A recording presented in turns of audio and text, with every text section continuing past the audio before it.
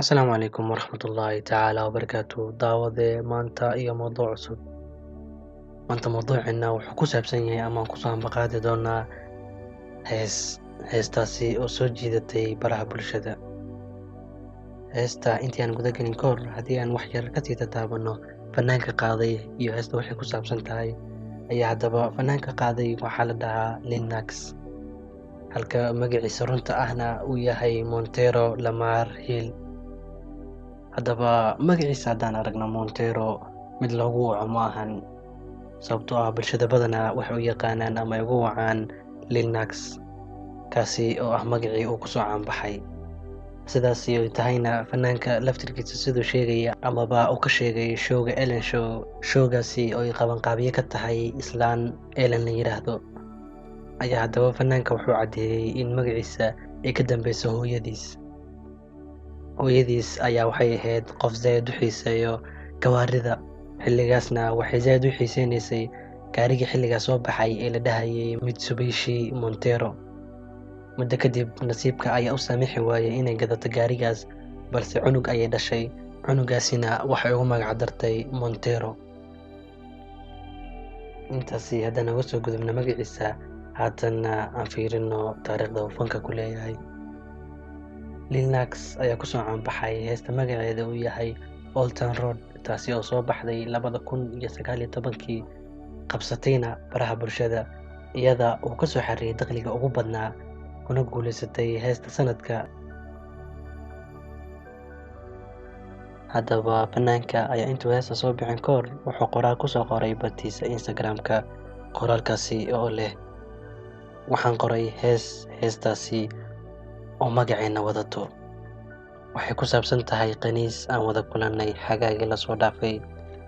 Waan ogahay inaanu ballan qaadnay inaanan weligeen usoo bixin fagaaraha, waan ogahay inaan ballan qaadnay inaan noqon doonin qaniis noocaasi ah, waan ogahay inaan ballan qaadnay inaan la dhiman doono sirteenna, balse tani waxay albaabaha u furi doontaa dad badan si ay u noolaadaan. Tani waa arrin zaid cabsi igu beertay. Dad badan ayaa xanaaqi doono, waxayna dhihi doonaan wuxuu bilaabayaa ajenda cusub, balse aniga ayaa waxaan ahay ajendaha cusub. Ajendahaasi oo dad badan badbaadin doona asaga oo ka celin doono dadka amaba sida asaga sheegaya qaniisiinta daciifka ah si ay u helaan nolol fiican. Waxaan maxabo iyo jacayl idinkaga soo dirayaa mustaqbalka, waa sida uu ku tilmaamay bartiisa Instagram-ka. Haddaba ajendaheena maanta haddii aan guda galno waan ku bilownay heesta magaceedu. Heesta magaceedu waa Montero Call Me By Your Name, micnaha igu yeer magacaaga. Heestan sideedaba magaceeda labaad, kaasi oo Call Me By Your Name, ayaa fikradda waxaa laga keenay filin la dhaho asagana Call Me By Your Name, filinkaas oo asagana ka hadlayo qaniisiinta. Haddii aan wax yar ka taabano sababta filinkaas iyo heestan isugu xiriiraan ayaa waxay tahay, filinka sida loo matalayaa waxay tahay dareen jacayl isku qaadayo wiil da'yar iyo nin oday ah, kuwaasi oo xiriirkooda qarsoodi ka dhigi doono, micnaha way qarin doonaan oo sir buu ahaan doonaa.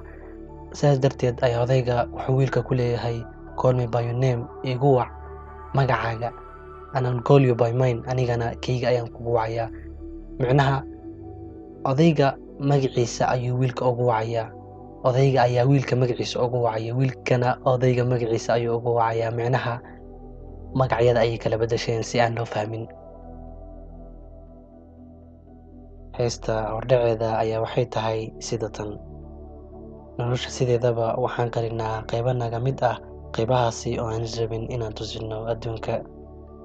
Waan xirxirnaa oo meelo fog ayaan ku xirnaa, waxaan dhahnaa maya, waan ceerinaa, balse halkan sidaas ma sameyno. Kusoo dhawow Montero. Haddii aan xoogaa meeshan yara micnayno, fanaanka ayaa ka hadlaya noloshiisa. Marka heesta lyricskeedana wax saas ah oo micno leh ma sii lahan, oo meelaha ugu micno badanna waa hadda meeshan soo akhrinay. Muuqaalka heesta bilowgiisa ayaad waxaad ku arkaysaa fanaanka oo hoos fadhiyo geed garaacayana kaban, halka cabaar kadibna uu geedka ka soo degayo shaydaankaasi oo qabsan doono fanaanka. Shaydaanka ayaa soo xiri doono oo waxaa la keeni doonaa meel ay shayaadiin badan isugu imaadeen. cabaar kadib ayaa muuqaalka heesta waxaa lagu tusayaa fanaanka oo cirka u socdo, macnaha waxay ku leeyihiin wuxuu u socdaa jannada, balse waxaa laga soo daba tuurayaa warankaasi oo kusoo ridi doono naarta amaba jahannamo. cabaar kadib markuu zayd usoo dhaco waxaa lagu tusinayaa albaabadaas oo ay ku tilmaamayaan albaabada naarta. albaabadaas ayuu soo dhex marayaa, kadibna waxaa joogo shaydaan, macnaha wuxuu u tegayaa shaydaamada midkooda ugu weynaa, kaasi oo intuu xoogaha la dheelo uu haddana sasaban doono.